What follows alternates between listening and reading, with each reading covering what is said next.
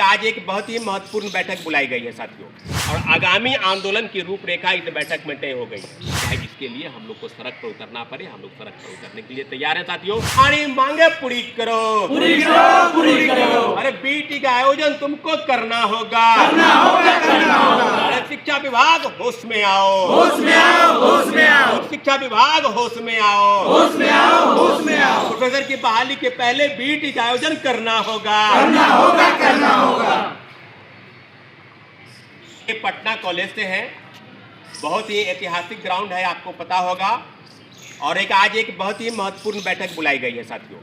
यहाँ देख रहे होंगे कि इस कैमरे में कि बहुत सारे साथी हैं जो बिहार में आगामी बहुत जल्द, जैसा कि बिहार सरकार ने फैसला किया था कि हम एक ड्राफ्टिंग कमेटी बना रहे हैं, और ड्राफ्टिंग कमेटी की रिपोर्ट के आधार पर आगामी बिहार सरकार असिस्टेंट प्रोफेसर की बहाली को लेकर जो सुझाव दिए जाएंगे, उसी सुझाव को आगे बढ़ाने का काम करेगी।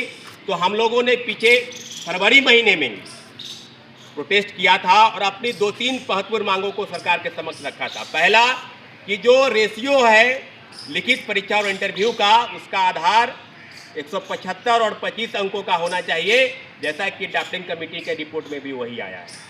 दूसरा कि एज रिलैक्सेशन का मुद्दा था कि जिसके 45 से बढ़ाना, यानी सरकार का निर्णय था कि उसको हम लोग 55 करने के बाद ही, हम लोगों का भी कहना था कि सरकार अगर 45 कर देती है तो उसमें हम लोग की सहमति होगी। तो लगभग 45 साल भी मुद्दा को सरकार ने माना है।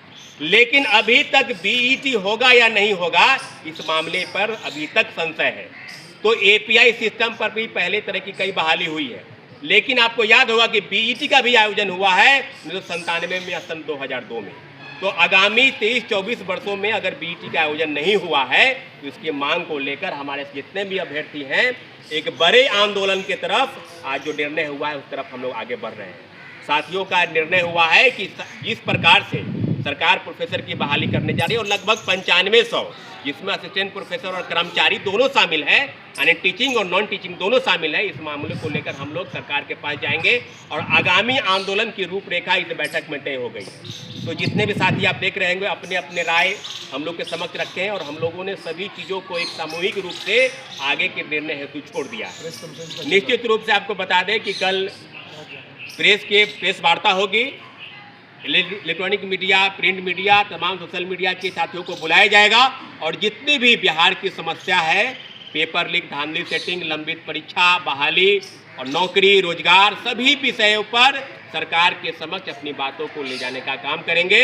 हमारा मुद्दा कई है, सभी मुद्दों को एक में सामूहिक करेंगे, लेकिन बीईटी के आयोजन के पहले सरकार तय करे कि एपीआई सिस्टम पर बहाली नहीं होगी, असिस्टेंट प्रोफेसर की बहाली होगी, उसके पहले बीईटी का आयोजन करना होगा।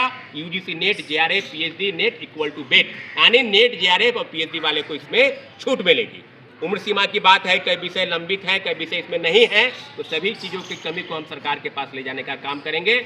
और निश्चित रूप से हमारे जितने साथी हैं, अमन हैं, अनुज हैं, कई लोग हैं यहाँ पर, विजय जी हैं, शिवम उपाध्याय हैं, कई लोग हैं, तो इनके तरफ से जो सुझाव दिए जाएंगे बीईटी के आयोजन को लेकर, हम लोग उस मुद्दे को सरकार तक ले जाएंगे।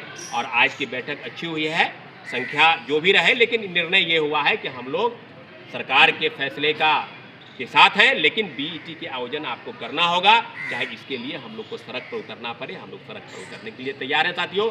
बहुत बहुत धन्यवाद।